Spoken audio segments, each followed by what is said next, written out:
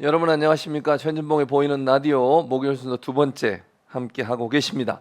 자, 금융 노동자들이 영업시간 30분 단축과 주 4.5일 근무제 등을 외치면서 오는 25일 총파업을 예고를 한 상태입니다.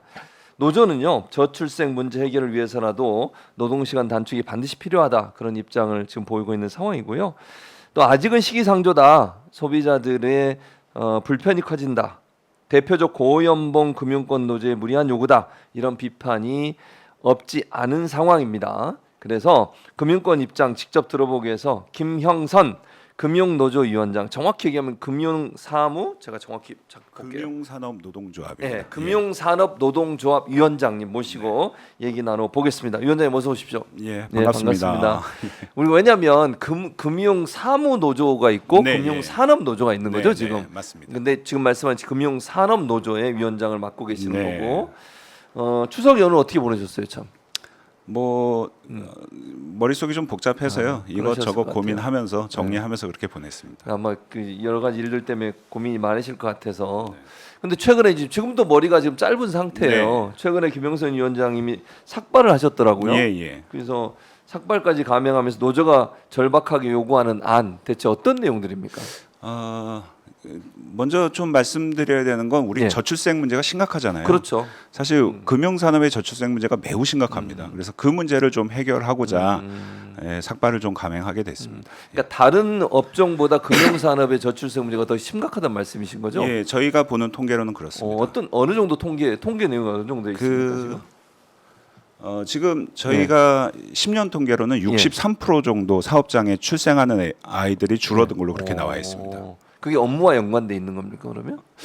저희는 그렇게 보고 있는 거죠. 그래서 지금 주장하는 게 이게 4.5일제 도입을 네. 전향적으로 받아들여야 한다, 이렇게 주장을 하시는 거죠? 지금? 예, 그렇습니다. 이제 노동시간 단축이 저출생 문제의 가장 큰 문제로 많이들 얘기하고 있잖아요. 예, 그래서 그러고 있죠. 노동시간 단축과 관련된 논의를 이제 집중적으로 해보자, 그런 요구로 받아 보시면 될 것 같습니다. 근데 그러면 일부에서는 그러니까 일하는 시간이 줄어드니까 임금이 좀 깎여도 된다, 이렇게 받아들이시는 거예요? 어떻습니까? 그 부분은? 근데 이제 그 논의도 같이 하자는 겁니다. 아. 그러니까 근데 이제 사용자 측에서는 어떤 논의도 이제 지속하지 않고 있기 때문에 그 이제 예를 들면 세브란스 같은 경우에는 예. 임금을 사용자와 노동자가 반반씩 줄이면서 주 4일제 이제 15년을 시행을 했거든요. 그래서 이런 논의들은 충분히 노조 입장에서 오히려 더 열려 있다, 이렇게 주장을 하고 있는 거죠. 그렇지만 사용자들은 시기상조 그리고 정부의 입장 등을 이유로 어떤 논의도 들어오지 않고 있는 상황입니다.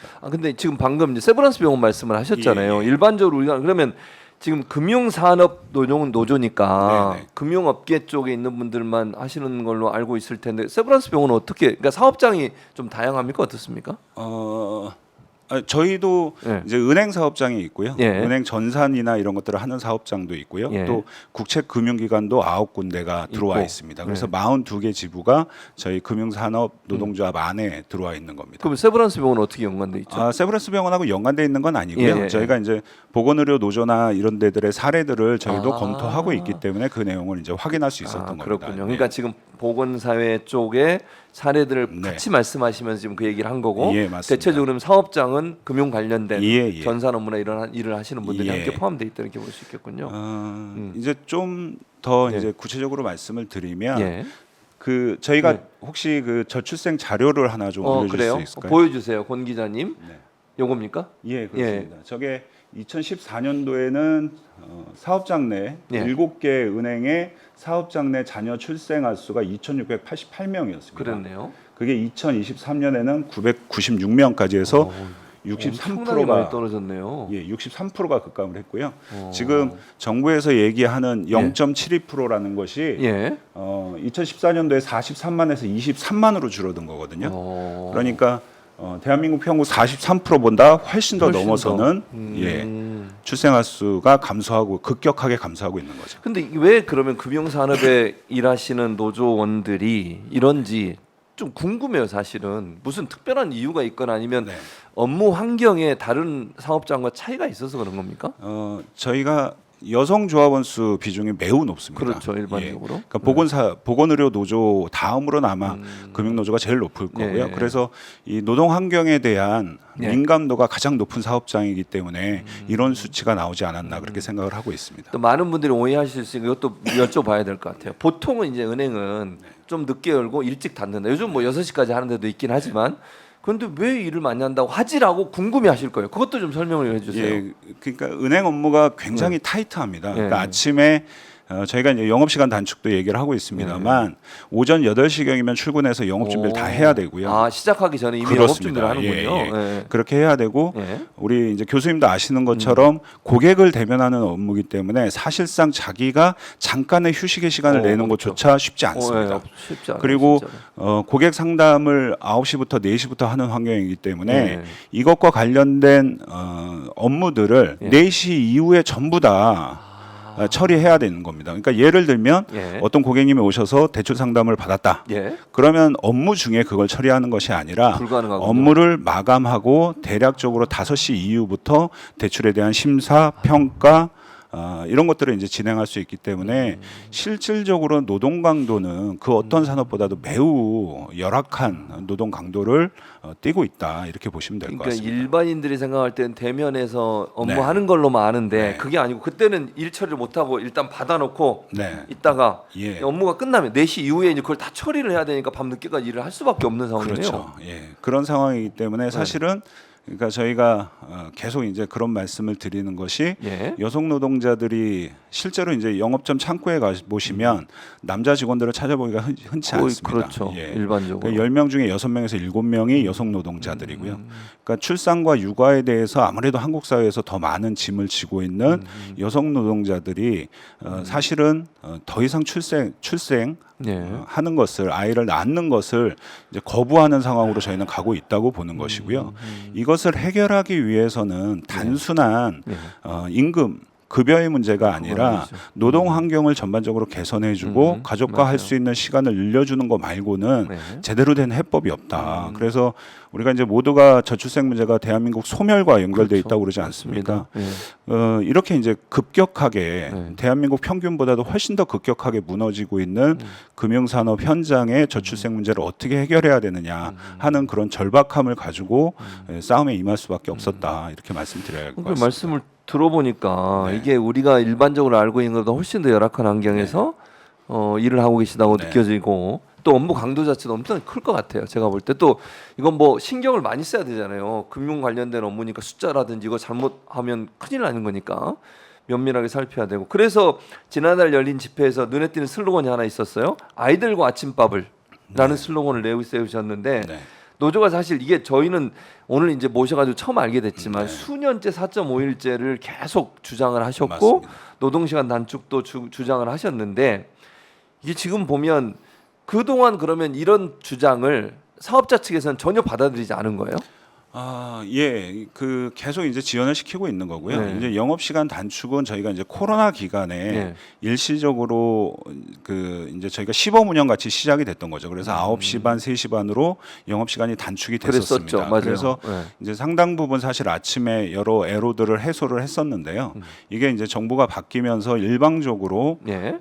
이제 여론몰이를 통해서 사용자 측이 일방적으로 합의 사항을 이제 그 과거로 이제 되돌려서 9시부터 4시로 다시 영업 시간이 되돌아가게 된 것이죠. 근데 아니 저는 좀 이게 그렇게 오랫동안 얘기가 됐음에도 불구하고 네. 사용자 측에서는 나몰라라 하고 그다음에 코로나 시기에는 잠깐 시간을 단축했다가 다시 늘리고 그리고 또 하나 제가 이제 눈에 띄는 그냥 일반인으로서 제가 금융기관을 이용하는 사람 입장에서 보면 사실 점포도 많이 줄었어요. 맞습니다. 그렇잖아요. 예. 그리고 다 인터넷 뱅킹하고 이제 이런 얘기를 할 수 있잖아요. 네. 그것도 어떻게 보세요? 그냥 인터넷 뱅킹이나 아니면 지점이 줄어서 업무가 좀 줄어든 게 아니야 이런 뭐랄까요? 뭐 생각 네. 이런 생각이 있어서 네. 혹시나 일의 강도도 줄어들지 않았을까 이런 생각을 할 수 있잖아요. 어떻게 보세요, 그거는? 그러니까 사실 이제 점포 폐쇄 때문에 일의 강도가 더 늘었죠. 아, 더 늘게 되는군요. 그러면. 이게 사실 은행들은 상시적으로 구조조정을 매년 하고 있고요. 네. 그렇기 때문에 영업점의 인원수가 늘어나지 않습니다. 근데 이제 주변에 있는 점포들을 다 폐쇄해 버리면 그 이제 주로 또 폐쇄되는 지역이 이 디지털화를 이유로 이제 폐쇄를 시키고 있는데 그렇죠. 실제로 폐쇄되는 점포들을 저희가 확인해 보면 예.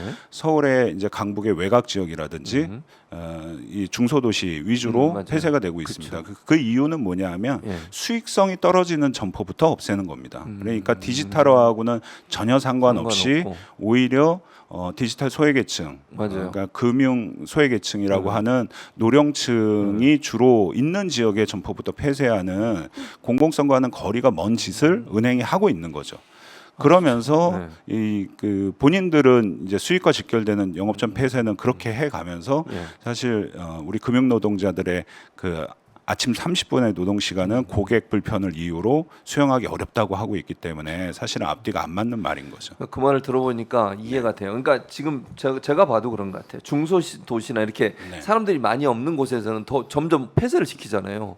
근데 사실 거기에 있는 분들이 더 필요한 거잖아요. 맞습니다. 시골이나 아니면 네. 뭐 이렇게 지방이나 이런데. 근데 네. 그런 건 없애고 사람들 많이 모이는 데만 남겨놨단 말이죠. 네. 이건 그야말로 국민을 위한 공공성보다는 금융기관이 자기들 돈벌이 수단으로 그냥 활용한다 이렇게 볼 수 있겠네요. 그렇습니다. 예, 그래서 저희가 이번에 이제 박홍배 의원이 점포 예. 폐쇄 방지법도 발의를 했고요. 저희가 수년째 이제 싸워오다가 예. 제 이전에 전임 박홍배 의원이 국회에 들어가면서 점포 폐쇄 방지법을 발의해서 점포 폐쇄를 막아보기 위한 그런 노력을 계속해서 같이 해나가고 있습니다.